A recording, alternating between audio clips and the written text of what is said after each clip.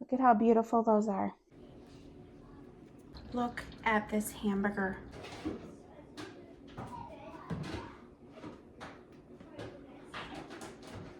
Look at how nice those buns look.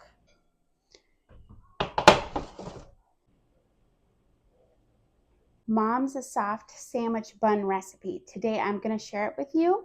This is good for hamburger buns. It's good for the kids to slice and make sandwiches. You can toast it. You can do pretty much anything that you want to do with it. I'm going to share the recipe with you today.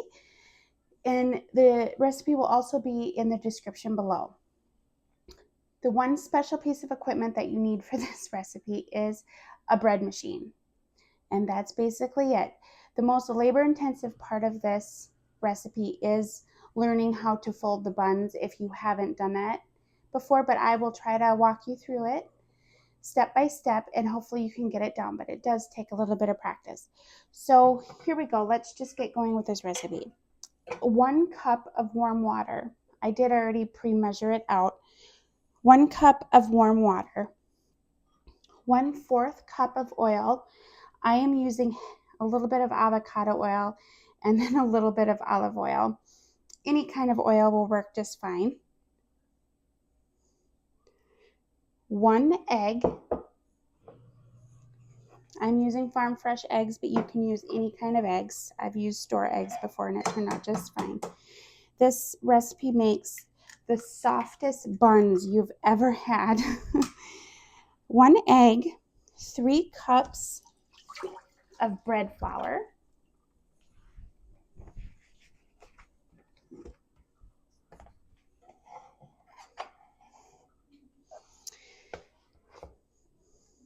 3 cups of bread flour. I just learned that that is called the dipping method. When you fill it up full and you go like this. I've been doing it for years, but my grandma's cookie recipe this year for Christmas, it said use the dipping method. So I looked up what it was called or how to do it. That's what it is. I've been doing it for years. So 1, 2, and this is bread flour. I think I said that. 2,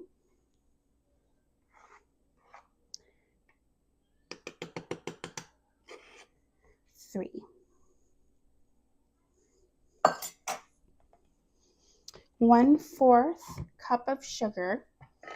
I did already pre-measure this out. So 1/4 cup of sugar. 1/4 of a teaspoon of salt. I'm just going to put a little bit in there. I'm not going to bother opening that up. And 2.5 teaspoons of yeast. Now, I don't know if you watched my other bread recipe, the part that had a little bit of whole wheat in it. That only called for 1 teaspoon of yeast. And so these are going to rise quite a bit. So make a well inside of your flour. 1, 2, 2.5. That is the recipe. You are going to use the dough cycle on your bread machine. You can cook a loaf of bread in your bread machine, but my mom, what she always did is she always did it on the dough cycle, and then she kind of rolled it out, tucked it, and then let it rise on the stove. Obviously, making buns, you're not going to make that in the bread machine anyway, so you will be using the dough cycle. For me, that is setting 8. So you just keep hitting the menu button until you get to the dough cycle. As I've said in that other video, if you don't have a bread machine, you can typically find them at a used thrift store or Goodwill. I've gotten them there before. I will link in the description a bread machine that you can go get if you want. I am an affiliate for Amazon, so if you choose to do that, thank you. I will earn a little bit of a commission. And I've been making bread here today. This is 1 teaspoon yeast. And I want to point out, this is the size bread pan that I use. I just picked up a cheap one from Walmart. I was using Pampered Chef pans for a while, and I found that it had to rise way too much. and then it would collapse on itself. So then I just went out and got a cheap one like this. I'm making bread today. I got home from church and there was nothing in the house to eat. So I got some bread going, and I thought some buns would be good for my kids. I do like making buns because it is a good serving. You know, my kids just love bread, and so they could like literally just eat this whole loaf in like 10 minutes. But I like the buns because it's pre-measured. They can get 2 slices with it. They can toast it. They can make a sandwich. It can be a hamburger bun, any type of thing you want. So I'm going to stick this in the bread machine on the dough cycle, and then I will bring you back when it beeps and I'm shaping the buns.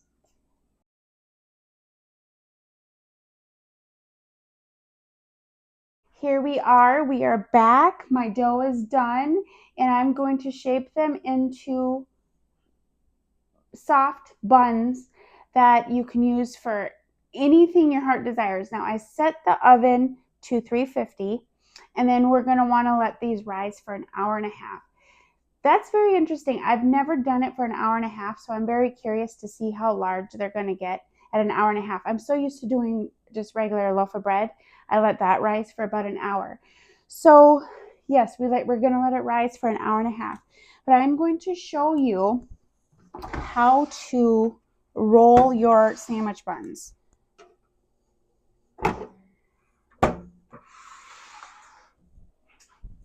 Because it took me a couple years of doing bread, like 5, to get this down.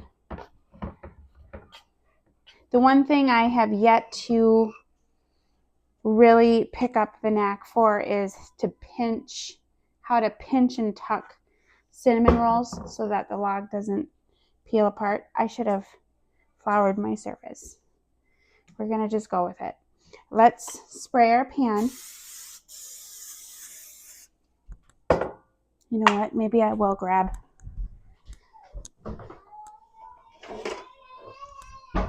some bread flour here. I should have done that before. You don't want too much. Let's just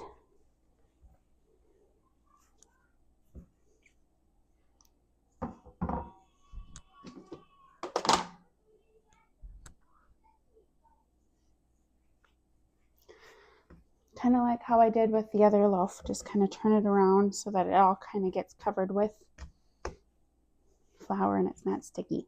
Okay, pull a chunk. Now, I'm just going to show you what I do. I'm sure there's lots of different knacks of doing this. I kind of make a tent with my finger like that. And then in that little perforation that you just made, or you can do your thumb,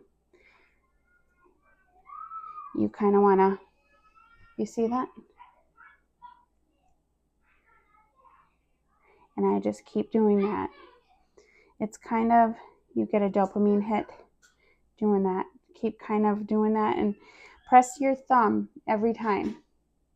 And eventually you're going to get a bun like that. So that did not feel right. You have to kind of learn what feels right for yourself. So this is building tension, and it's also getting air pockets out.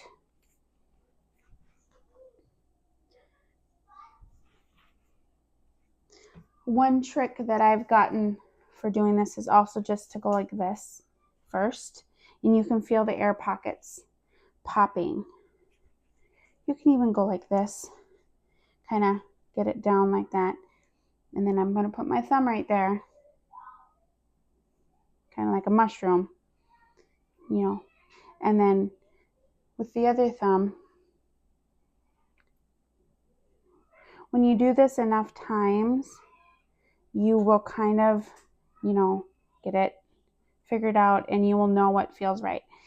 And, you know, and like I quit making buns for a while, and then I picked it up again, and it was like riding a bike. So, I mean, you get to the point where, yeah, where it's going to just be second nature. You can hear that. Can you hear those? You maybe can hear that.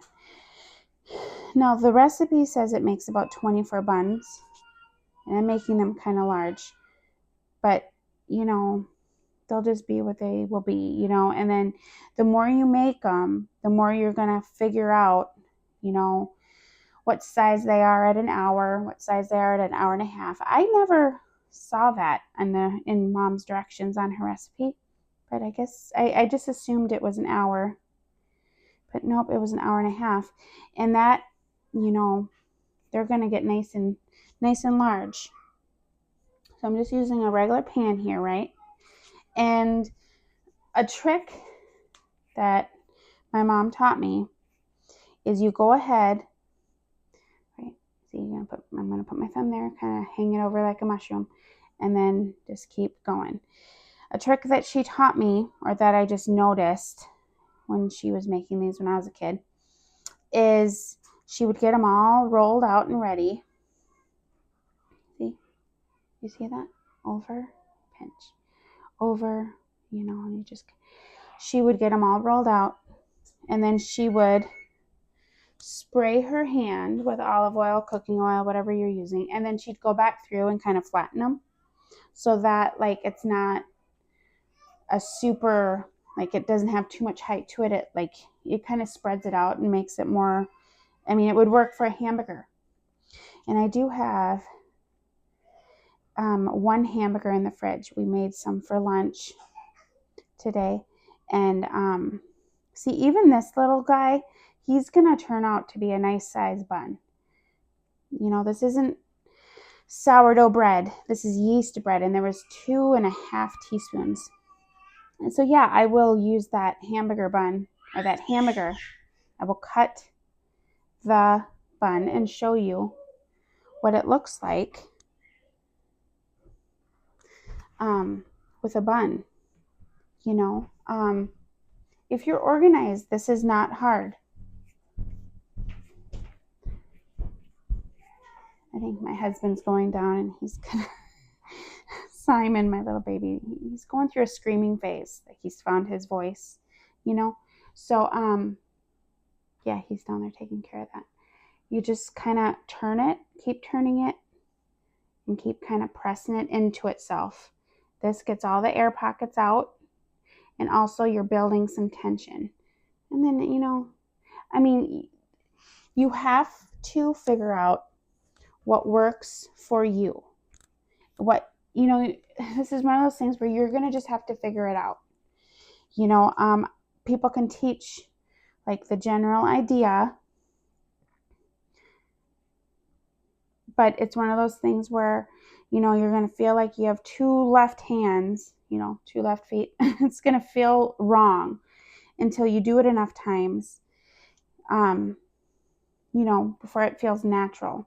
And I'm very curious to see how big these are going to rise at an hour and a half. Let's see how many I'm going to have. Probably 4, 8, 12. Oh my goodness. My mom made these way smaller. So just go like this first. Let's see, I'm going to hold it up in my mic. Do you hear that popping? I can feel it. Can you hear the popping? It's air bubbles getting out. So go like this. I could almost use some more flour. Put your thumb in the middle, and then just keep kind of pulling it on itself. This is kind of the technique that I landed on. I don't know if anyone else does this. I know my mom kind of does it like this. It's just, you know, and she hasn't done it in years. I think I need more flour.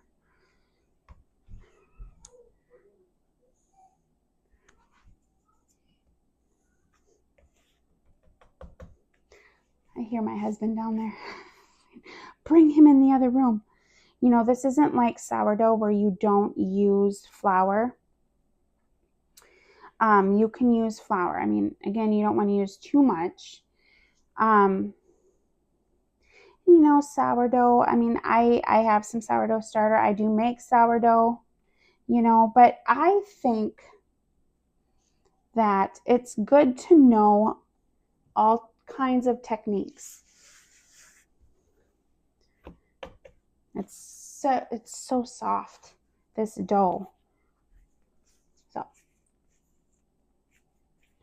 I'm really trying to, stay with you a while, so that you find the middle, kind of flip it over like a mushroom, and then just keep pulling it down and kind of turning it quarter turns.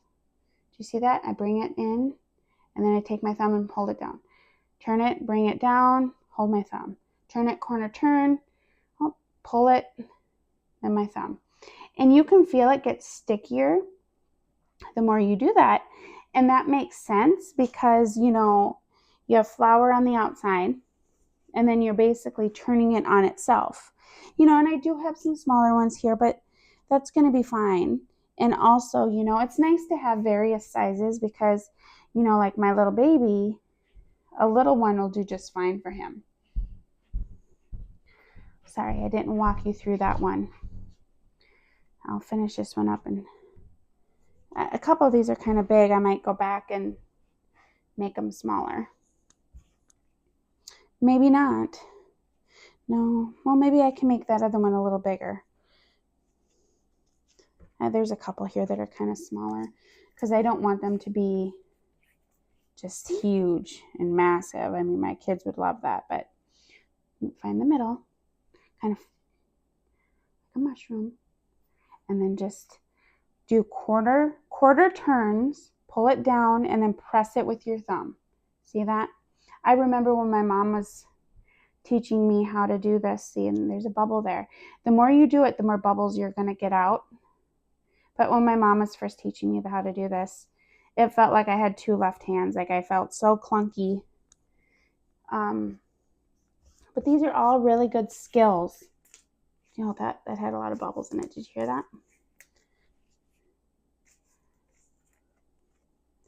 So find the middle with your thumb, flip it, quarter turns, pull it, push it into the middle. And the more you do that, the more sticky it's going to get because, the flour was on the outside and you're basically pushing it in on itself. And hey, even if it doesn't turn out fine, like if it comes out wonky, whatever, it still tastes good. Your kids are going to love it. I'm going to take a little bit from this big one and add it to that smaller one. So I'm going to have to redo this one. This dough is so, I just learned a different technique. This one might be even better. So basically, it's the opposite. This is how my mom did it. Okay, you're seeing this in real time. This is how my mom did it. The other way works too. I think I do like my way a little better, but this makes sense. It does make sense. I'm gonna remember this, and I'm gonna see how that one turns out. I mean, instantly, I knew what my mom was doing. Just in that moment, you saw it. It was caught on camera. You saw it here first. This is how I do it because I'm not too familiar with that. Find the center with your thumb, and it looks kind of like a mushroom. Pull it in. Quarter turns, pull it in. And basically the other one was the same thing, only in reverse. I'll get more familiar with that one before I do it, but I just kind of like this one because you're pulling and you're pressing in. So you're basically building tension, pulling it in on itself. Now I got 4, 8, 12. One of them looks kind of big, but we're going with it. So you can either spray your hand or spray the buns. Just give them a light dusting. Get your hand kind of wet. Oops.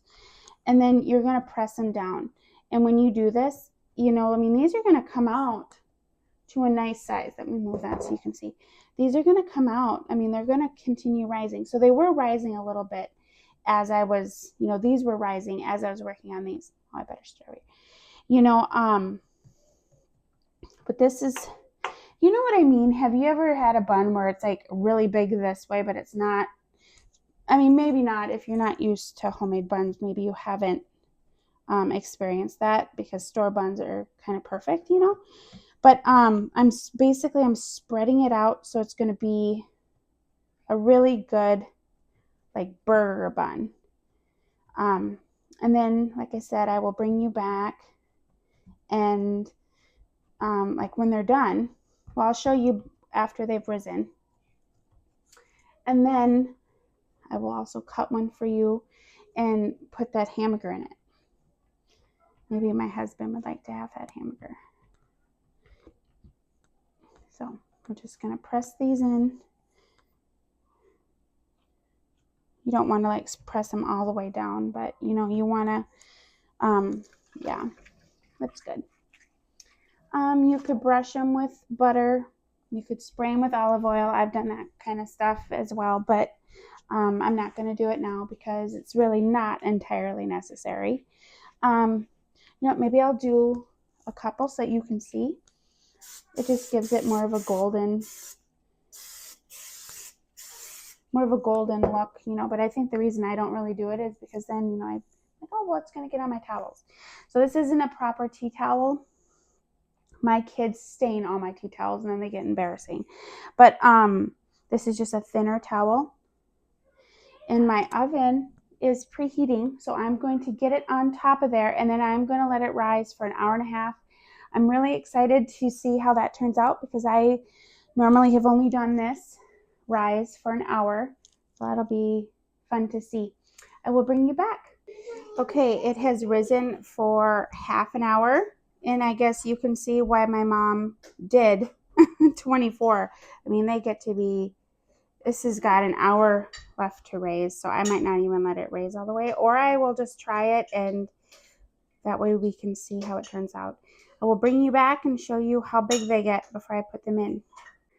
Okay, I'm back here and I think I'm actually going to stick them in. It's got 20 minutes left to rise, but I can see that it's kind of starting to fall on itself. You know, I think if I were you, I would stick to letting it rise for an hour. I think I was right to do that this whole time. But you know, mom did make them smaller. She did 24.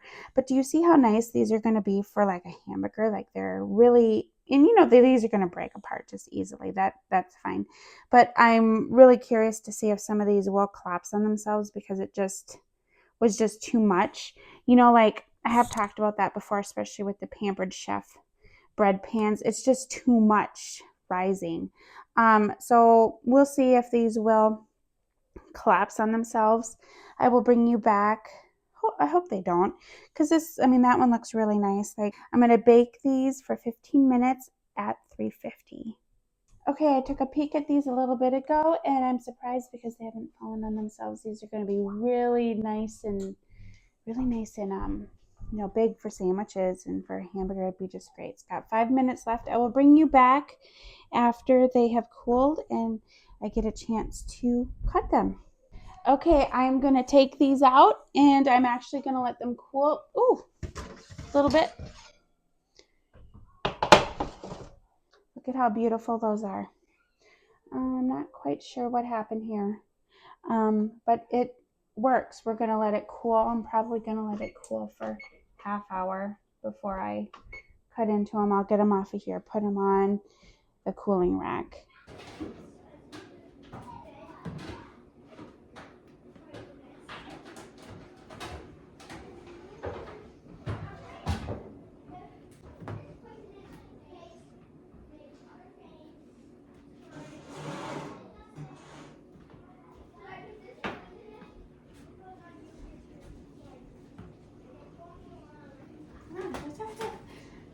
It's hot. Look how soft those are. Oh, sorry, this is really hot. That one was not so hot. Look how...